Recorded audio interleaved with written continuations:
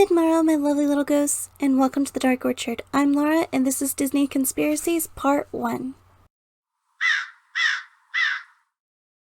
As was said in my intro, this is Disney Conspiracies Part 1.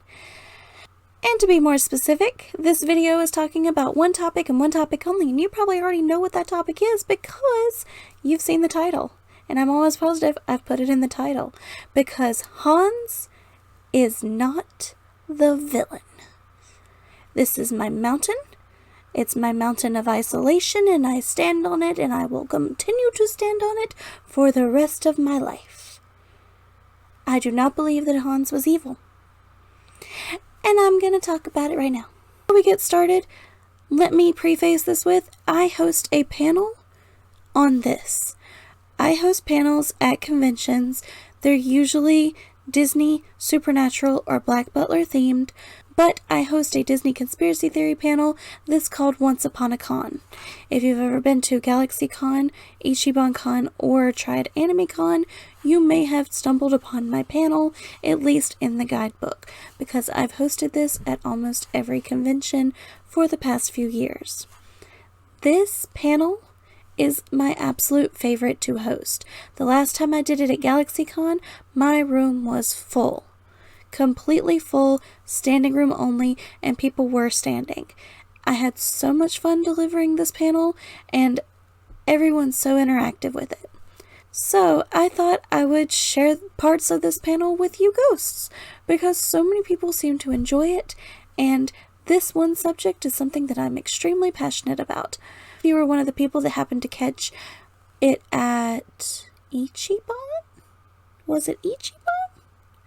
I guess it was. Yeah, had to be. If you were one of the people that caught it at Ichiban, you got to see me host this panel with my lovely friend Sarah, and we had a little fight over if Hans was evil or not. And I told her then and there that she would have to drag me right off that mountain because I was not going willingly. I believe he was not the villain. So without further delay, let's get started. From the very first moment that I saw Prince Hans in the theater on the big screen sitting right next to my best friend, I loved him. I thought he was just the perfect new Disney prince. I loved his look. He had that beautiful orange hair, and he was just handsome and cute, and he was very charismatic and princely. He was freaking princely. And we get that one scene when he first meets Anna, and they're very awkward and very cute and very adorable and just so Disney. And then in this same scene, he falls into the water and the boat falls on top of him and he lifts it up where absolutely no one can see him. And he gives her that cute little smile. Unless he's just got the most method acting of anyone ever in all existence, I don't see how anyone can think that that boy had evil intentions from the start. 'Cause he didn't. There's no way. He's a classic Disney prince. And yes, throughout this video, I will be pointing out things like that that further confirm that Prince Hans was not the villain. And eventually I will tell you the things that support this conspiracy theory. And let's talk about the horse. Hans's horse. Canonically, in Disney, the horse matches the owner's personality. For example, Samson and Philip. Samson and Philip get along and they're best friends. We get Eugene and Maximus, who eventually bond and become friends. It's just the Disney character and their horse are always kindred spirits. And this horse loved Anna. Loved Anna. Was very sweet to Anna. And I don't think that the horse took the same acting classes as Hans. It makes no sense to me at all how anyone can think that Hans was evil from the start. And I'm going to continue to say that. I know I will, because I don't get it. I don't get it. The duet that Hans and Anna share is really cute. It's awkward. It's awkward like they're meeting.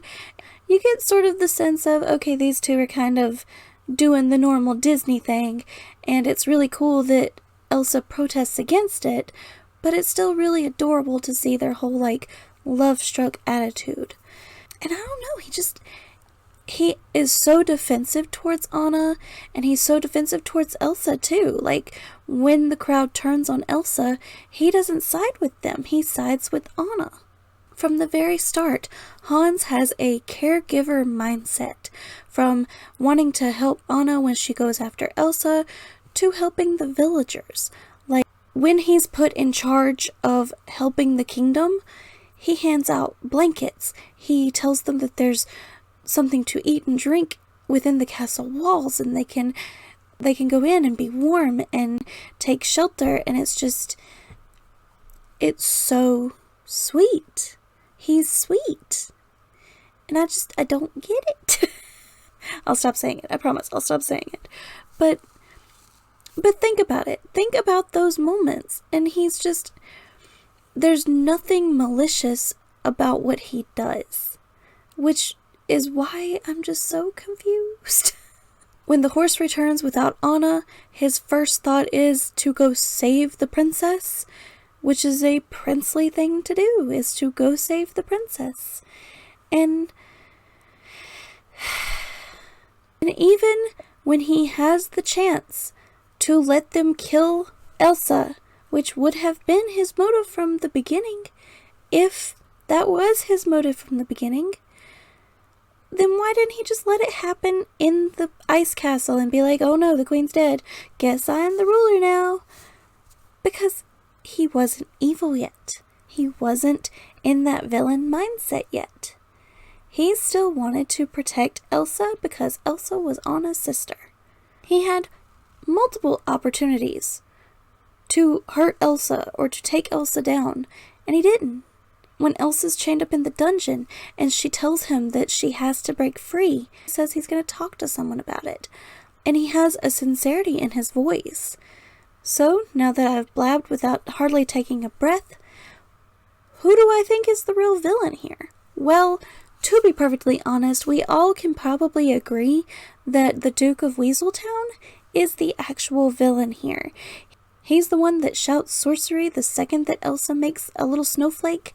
He's the one that says that Elsa tried to kill him, and Hans defends her and says, you slipped on ice. He defends her. But Weaseltown is all like, but she tried to kill me. Throughout the whole movie, the Duke is the one after Elsa. One of the very first things he says is, open up your gates so I can exploit your riches. Like, he's the obvious villain in this movie. I'm getting too close. I'm getting too worked up. Just give me a second. He's the one that twists absolutely everything. Well, almost everything. Here's the theory on how Hans turned evil. The trolls. That's right, the sweet, innocent little trolls that everybody loves for some reason. They're the reason. And the reason I say that is because they're magic. We've already seen that Grandpappy has magic and that they can do things that the humans can't do. If, during the song Fixer Upper, when they find out that Anna's engaged, they do that blink. What if in that blink they thought, well, that's easy to fix. And then one of the next lines is, get the fiancé out of the way and the whole thing will be fixed. I already know that the trolls can manipulate the mind, because when Anna was struck in the head by Elsa when they were little, the mind is easily persuaded, but the heart not so much. So when they say, get the fiancé out of the way and the whole thing will be fixed, that's sort of like them casting a little spell on Prince Hans. And they're planting that persuasion in his brain. So if something were to trigger that persuasion, it would make him switch and get the fiancé out of the way. What's that switchy moment? It's the moment Anna comes back. It's that moment when Hans is talking to the council and he says he has to go back out there. He has to find Anna. He's so desperate to find his princess. But then he says if anything happens to her, and they say, if anything happens to her, you're all that Arendelle has left. And that sparks the little flame in the troll's magic. That is the moment when Hans turns evil. There's a pause, a very short pause, and then Anna comes through the door. He goes and he grasps her and shouts her name and is so relieved to see her. But then he's seeing how weak she is, and they're left alone. And when they're left alone, he leans in and he says, "Oh, Anna, if only there was someone out there that loved you." And Prince Hans takes off those gloves. And the gloves are a symbol of purity. They're a symbol of the nobility and being a prince. So when he takes those gloves off, that's his moment.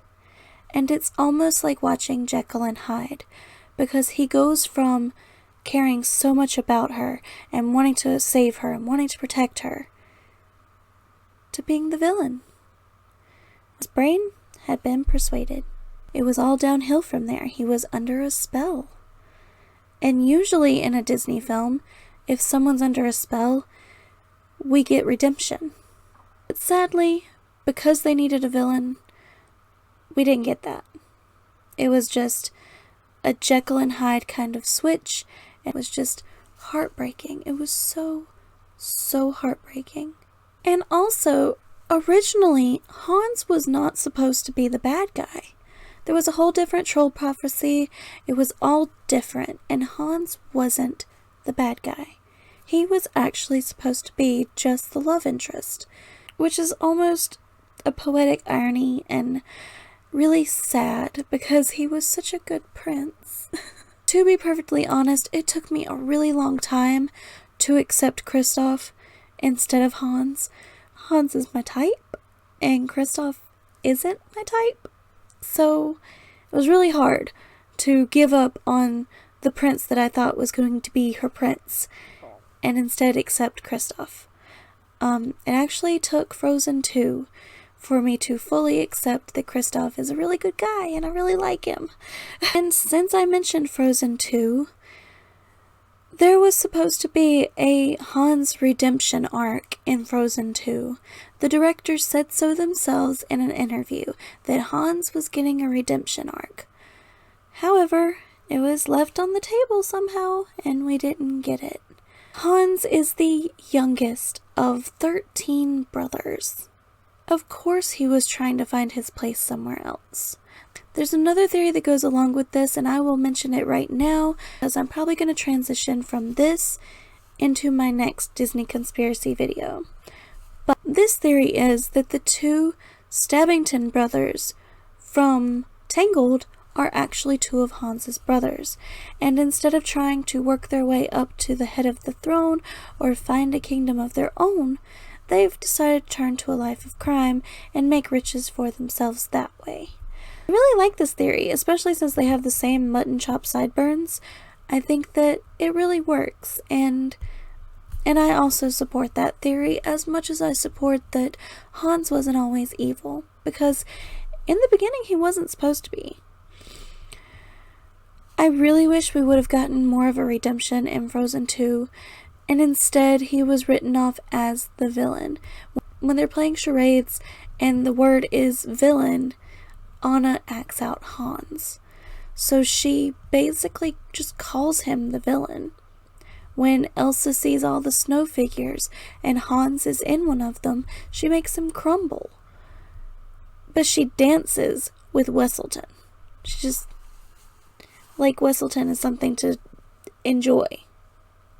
I don't quite understand why Hans was the one to swing the sword at Elsa instead of Wesselton or one of Wesselton's lackeys. It didn't make sense to me. I think there could have been a different way to go about Anna ending up with Kristoff instead of Hans, because they had more of a development. They didn't do the whole love at first sight thing, and that worked. But did we really have to make him the bad guy? He was so cute. I believe it's the Spring Fever short. We even get to see Hans, and he's shoveling manure in the horse stables and gets knocked into it. And it's just a very quick little scene in Frozen Fever. But it's sad. Like, he's gone back to being treated bad by his family. And he wasn't even supposed to be the bad guy. I don't like it. I know, it's a cartoon.